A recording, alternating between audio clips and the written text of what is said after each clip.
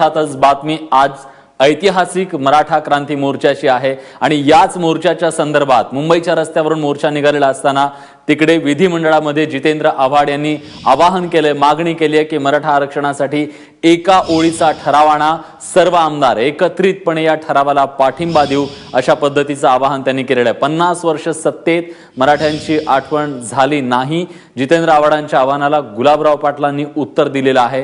तेव्हा रस्त्यावरती आज लाखोंच्या संख्येने मराठा बांधव आपल्या मागण्यांसाठी उतरलेले असताना तिकडे विधिमंडळात देखील याचे पडसाद उमटतायत।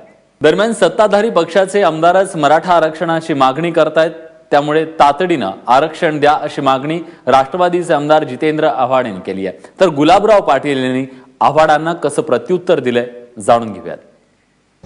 आव्हाडांनी या ठिकाणी शिवसेनेला या ठिकाणी डिवोर्स दिला आहे। 50 वर्ष यांनी राज्य केलं तेव्हा त्यांना मराठ्याची आठवण झाली नाही आणि आता शिवसेनेच्या बाबतीमध्ये ते बोलतायत। खरं हिंमत असेल तर त्या 50 वर्षात त्यांनी काय केलं ते सभागृहात सांगावं।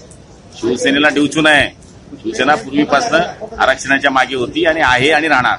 सगळे सत्ताधारी पक्षातलेच आमदार ओरडत आहेत आरक्षण द्या, आरक्षण द्या, आरक्षण द्या। एकतर वकील चुकीचे लावले, केस प्लीड करायला कमी पडली आणि चर्चा करून अभ्यास करतो एवढंच उत्तर मिळालं। एक वन लाईन ठराव ना, एक ओळीचा ठराव असतो फक्त। राष्ट्रवादी काँग्रेस आणि काँग्रेस पूर्ण पाठिंब्यानिशी उभी राहील आणि सर्वानुमते सभागृहात हा ठराव झाला असं मोर्चेकरांना नेऊन देऊ आपण।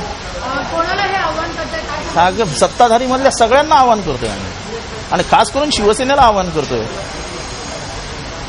शिवसेना टीकाच करते ना सरकारवर की सरकार काहीच करत नाही म्हणून।